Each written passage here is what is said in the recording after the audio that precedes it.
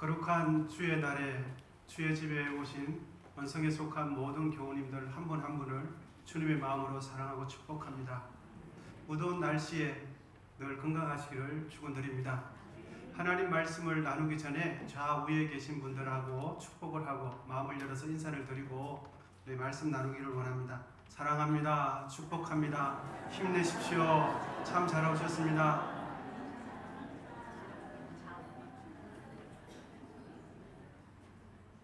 하나님께서는 우리 모두를 사랑하십니다. 그리고 하나님을 예배하는 것은 우리에게 있어서 생명이 됩니다. 우리가 진실로 하나님을 예배할 때, 하나님을 찾을 때에, 목마른 사슴이 물을 찾아 헤맬 때에, 그러한 목마름으로 주님을 찾을 때 주님께서는 우리에게 역사해 주십니다. 오늘 본문은 우리에게 매우 익숙한 내용이 됩니다.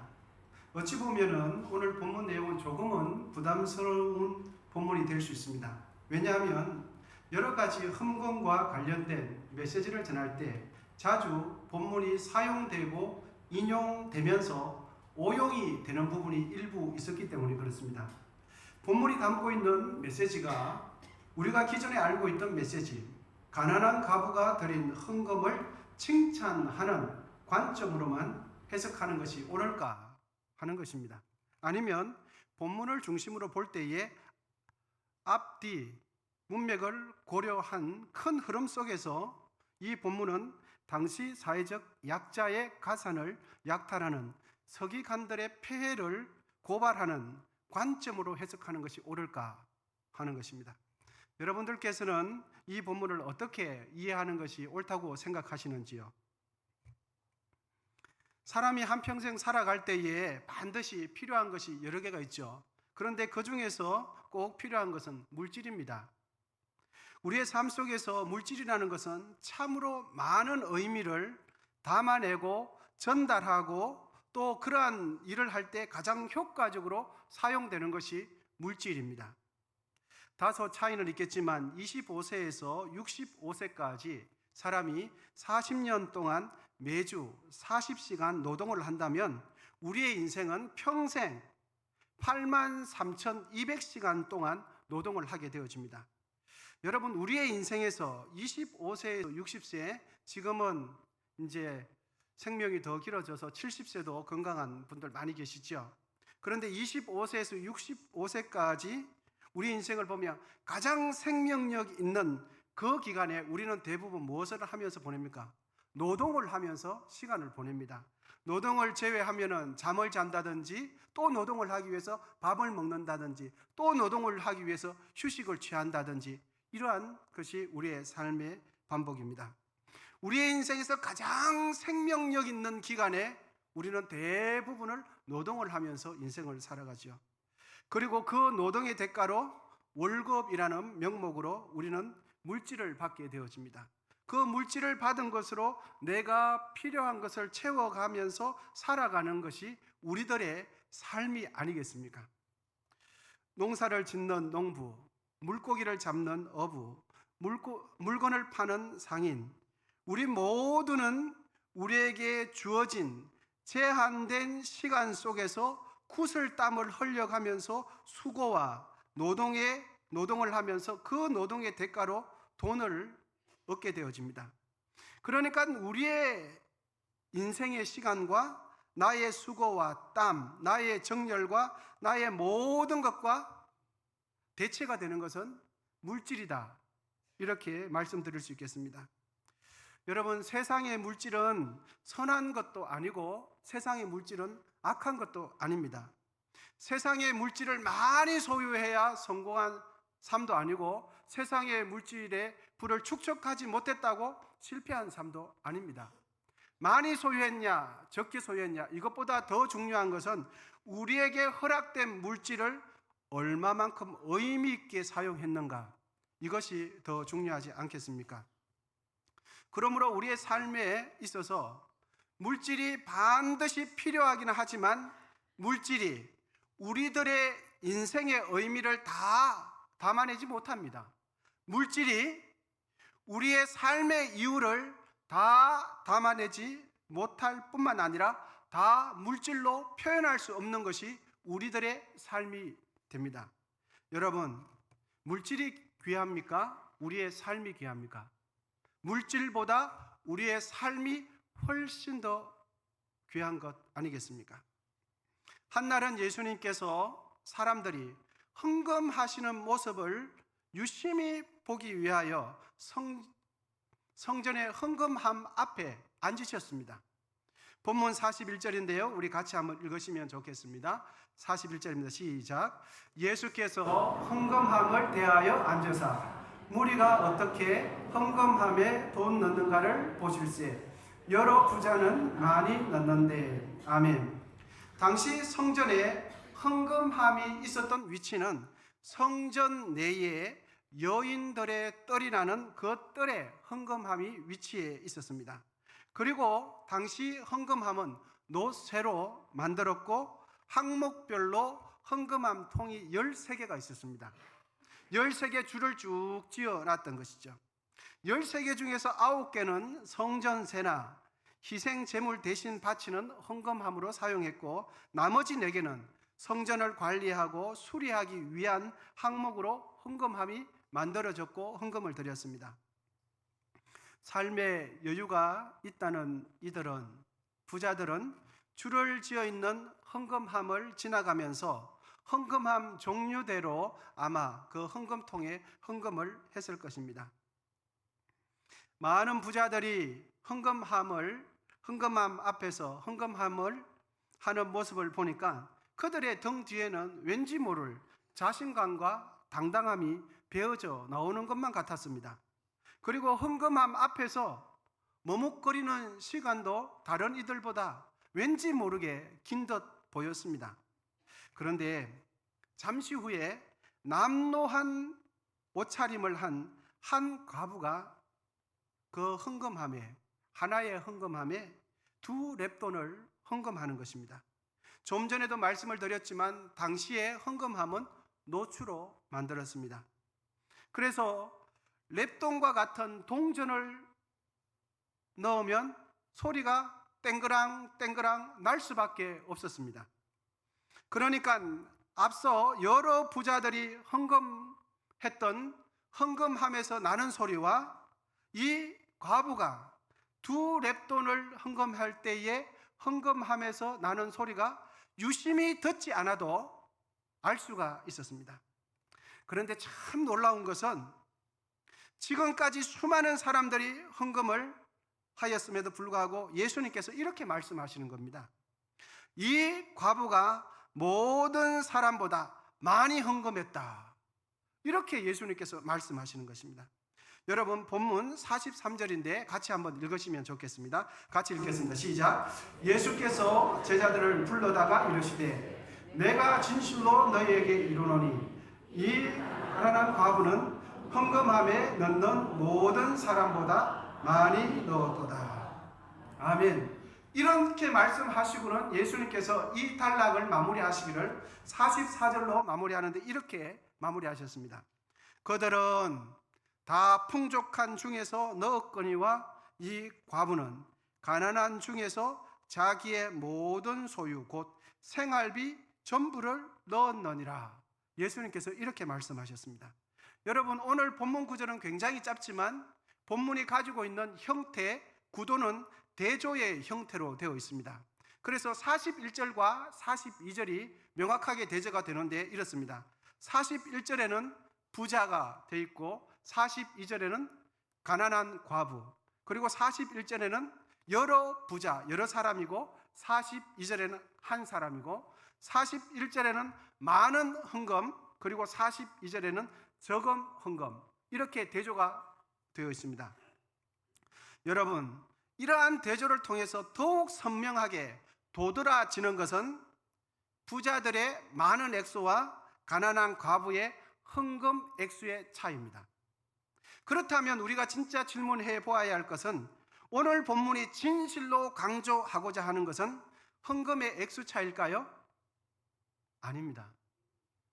우리는 그동안 이런 식으로 이해해 오는 경향이 없지 않아 있었습니다.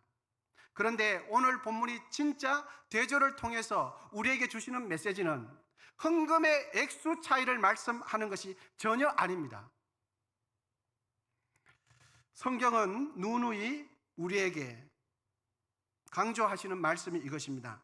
사람은 외모를 보거니와 하나님은 중심을 보느니라. 그래서 사무엘상 16장 7절입니다. 하나님께서 사무엘 선지자에게 말씀하시는 내용인데, 여호와께서 사무엘에게 이르시되 그의 용모와 키를 보지 말라, 외모를 보지 말라는 것입니다. 내가 이미 그를 버렸노라. 내가 보는 것은 사람과 같지 아니하니 사람은 외모를 보거니와 나 여호와는 중심을 보느니라 하시더라. 아멘. 여러분, 성경은 하나님은 사람을 외모보다 중심을 보신다 말씀해 주십니다. 이와 관련해서 창세기 4장 4절에서 5절은 하나님께서 받으시는 제사는 제물에 따라서 하나님께서 제사를 받는지 안 받는지 결정하지 않으십니다. 하나님께서는 받으시는 제사는 제물에 의해서 결정되지 않고 제사 드리는 사람의 마음 중심에 의해서 결정이 됩니다. 아멘이십니까? 그래서 창세기 4장 4절에서 5절은 이렇게 그 아벨과 가인의 제사가 끝난 뒤에 하나님께서 부연 설명을 해주시는 내용입니다. 아벨은 자기도 양의 첫 새끼와 그 기름으로 드렸더니, 그 다음에 중요합니다. 여호와께서 아벨과 그의 제물은 받으셨으나, 아벨의 제물을 받기 전에 무엇을 받았습니까? 아벨 자신을 받으신 겁니다. 그리고 가인의 제물을 거절하실 때 이렇게 기록되어 있습니다. 가인과 그의 제물, 가인이 앞에 가 있습니다. 가인과 그의 제물은 받지 아니하신지라. 여러분, 하나님께서 아벨의 제사를 연락하실 때 아벨이 드리는 제물을 먼저 받으신 것이 아닙니다. 아벨이 드리는 제사를 먼저 받으신 것이 아니라 아벨을 먼저 받으셨습니다. 아벨의 삶을 받으시고 아벨의 중심을 먼저 받으시고 아벨이 드리는 제사를 받으신 것입니다. 가인이 드리는 제사를 거절하실 때도 가인이 드리는 제물에 문제가 있는 것이 아니라 제사를 드리는 가인의 삶, 가인의 마음의 중심이 하나님께서 거절하심으로 그가 드리는 제사를 받지 않으신 것입니다. 그래서 하나님은 명확하게 사람을 외모로 보시지 않고 중심을 보십니다. 하나님께서는 우리의 마음의 태도를 보시고 우리의 아무도 모르는 생각을 보시고 결정하십니다. 그러므로 본문을 통해서 하나님께서 우리에게 주시는 메시지는 세 가지로 정리될 수 있습니다. 첫째, 이것입니다. 우리 함께 읽으시면 좋겠습니다. 시작. 하나님은 내가 드리는 물질보다 나의 사정과 형편을 더 소중하게 바라보십니다. 맞습니다. 본문의 부자들은 자신이 가진 것의 일부분, 극소수를 드렸습니다. 하지만 가부는 무엇을 드렸습니까? 생활비 전부를 드렸습니다. 여러분, 이 대목에서 오해가 없으시기를 바랍니다. 하나님은 우리의 생활비 전부를 드려야, 항상 있는 것을 다 드려야 하나님께서 받으신다라는 생각을 갖지 마시기를 바랍니다. 하나님은 내가 가진 것을 다 드려야 온전한 제물로 받으신다, 이렇게 생각하지 마시기를 바랍니다. 만약 하나님께서 그걸 원하신다면 하나님은 우리의 재물을 원하시는 분이지 우리의 중심을 원하시는 분이 될 수가 없습니다. 그러므로 하나님께서는 생활비 다를 드려야 된다, 항상 있는 것을 다 드려야 된다, 아닙니다. 여러분 기억하시면 좋겠습니다. 하나님은 아벨이 드리는 제물과 제사를 받으시기 전에 무엇을 받으셨습니까? 그의 삶을 받으시고 그의 중심을 받으셨습니다. 하나님께서는 제물과 제사보다 더 중요하게 여기시는 것은 우리 자신이고 우리의 삶이고 우리의 사정과 상황을 존중하십니다. 교회에서 이루어지는 그 어떤 사역보다, 그 어떤 헌금보다 하나님께서 소중하게 여기시는 것은 우리 자신입니다. 우리가 지금 이 자리에 서 있는 것은 여러분 내가 실수하지 않고 온전하기 때문에 이 자리에 서 있는 것 아닙니다. 우리의 있는 모습 그대로 하나님께서 받아주시기 때문에 우리는 이곳에서 예배드리는 것입니다. 하나님께서 우리에게 있는 모습 그대로 받아주시는 이유는 내가 흠이 없고 내가 유능하고 내가 성숙하기 때문에 나를 받아주시는 것이 아니라 나를 사랑하기 때문에 받아주시는 겁니다. 나를 사랑하시기 때문에 우리의 형편과 사정 그대로를 인정해 주시고 받아주시는 것입니다. 하나님은 내가 드리는 물질을 원하시는 것이 아니라 우리의 있는 모습 그대로를 존중해 주시고 받아주시고 품어주십니다. 찬송가 214장 후렴에 보면 이런 내용이 있습니다. 내 모습 이대로 주 받아주소서. 날 위해 돌아가신 주 날 받아주소서. 우리 이 찬송 같이 한번 해보겠습니다. 후렴부터.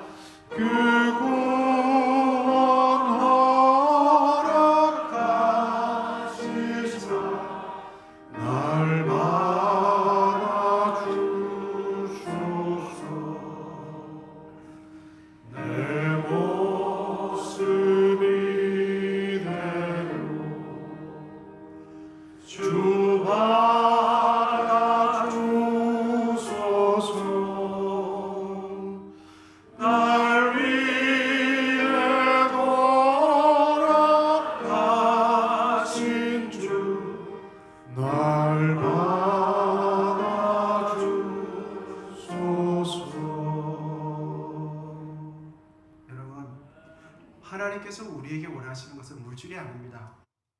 하나님께서 우리에게 원하시는 것은 많은 물질이 아닙니다.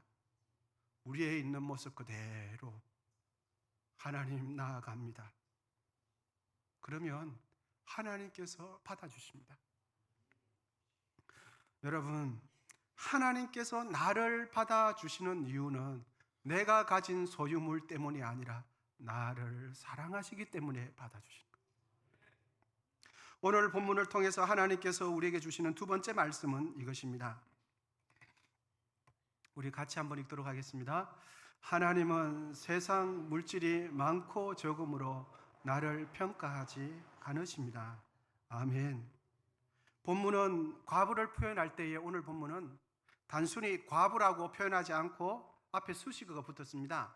가난한 과부, 한 가난한 과부라고 표현하고 있습니다.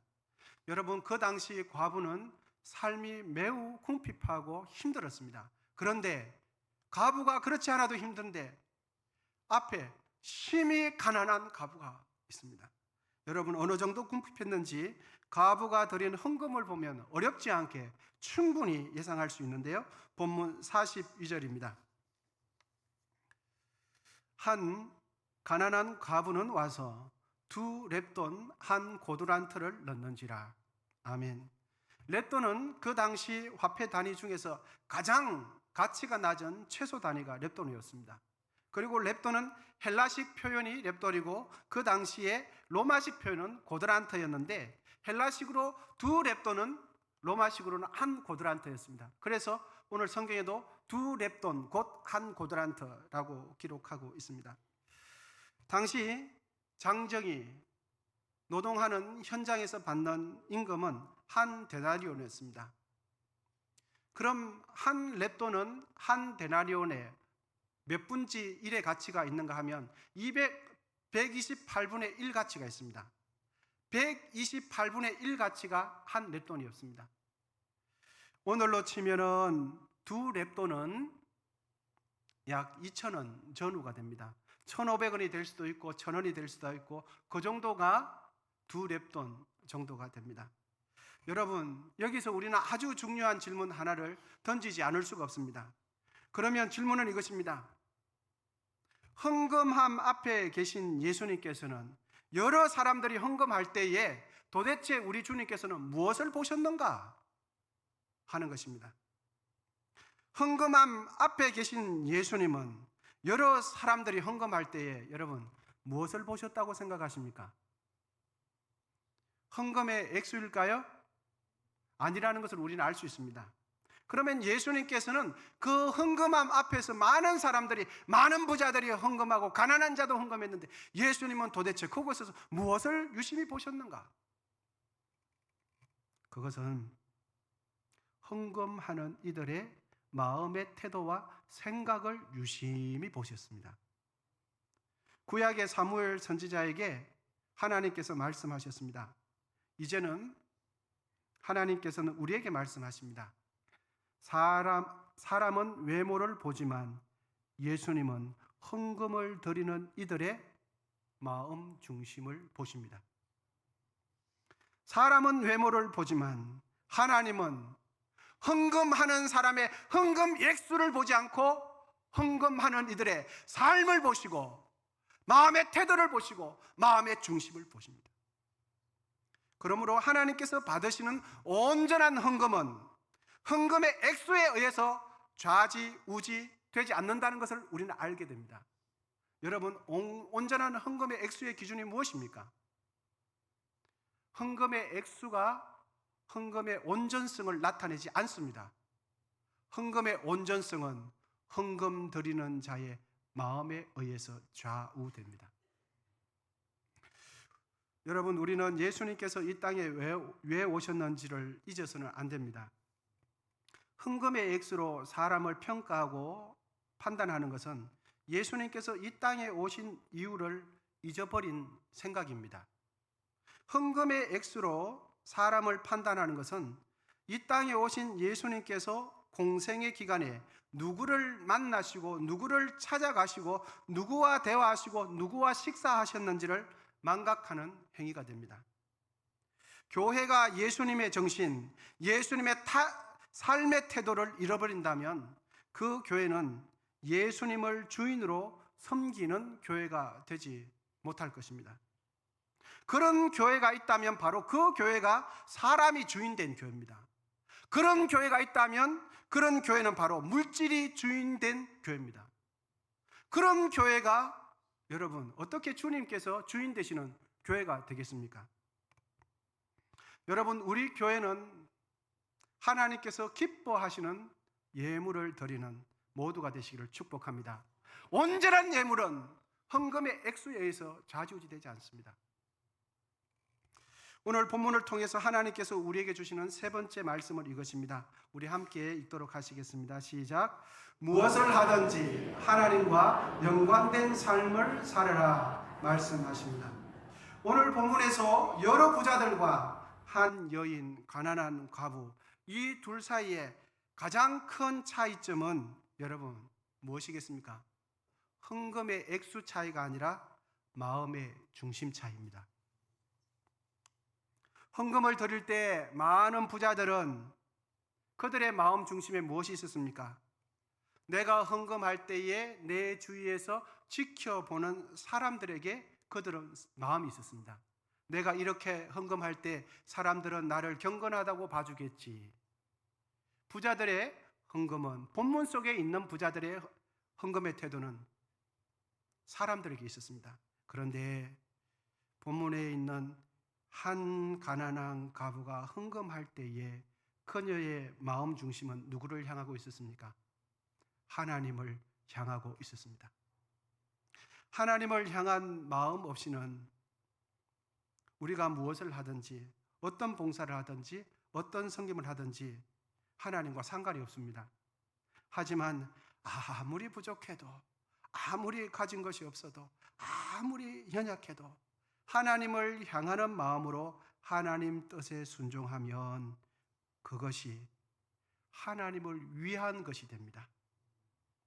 아무리 많이 드려고, 아무리 많이 섬겨도, 아무리 교회를 오래 다녀도 하나님과 관련성이 없을 수도 있고, 아무리 적은 소액을 드려도 하나님을 영화롭게 하는 예물이 될 수 있습니다. 여러분, 우리 모두는 예물 드리는 성도님들 다 되시기를 축복합니다.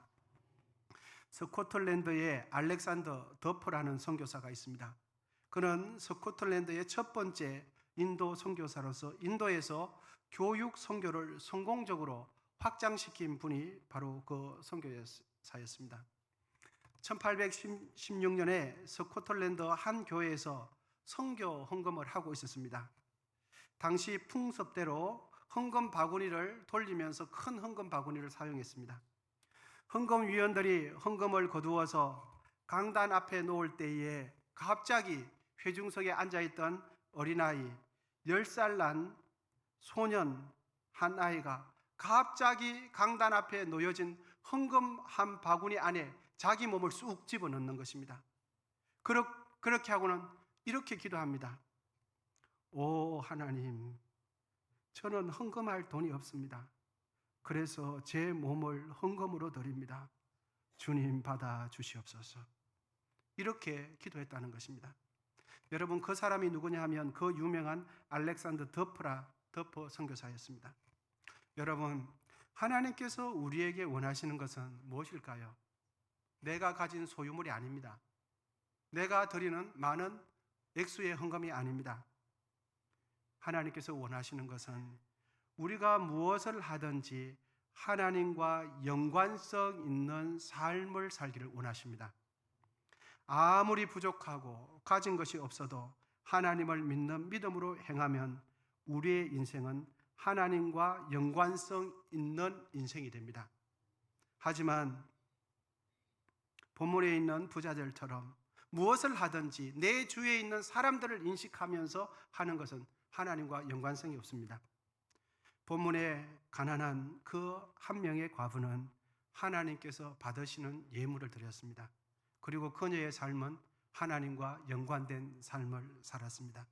그러므로 여러분, 우리 모두도 무엇을 하든지 하나님을 기쁘시게 하고 하나님을 영화롭게 하고 하나님과 연관된 삶을 사시기를 축복합니다.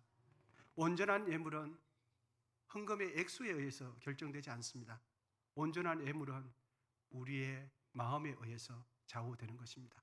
여러분, 무엇을 하든지 하나님 앞에 온전히 드리시고 하나님 앞에서 삶을 살아내시고 하나님께서 기뻐하시는 우리의 삶이 다 되시기를 예수님의 이름으로 축복합니다.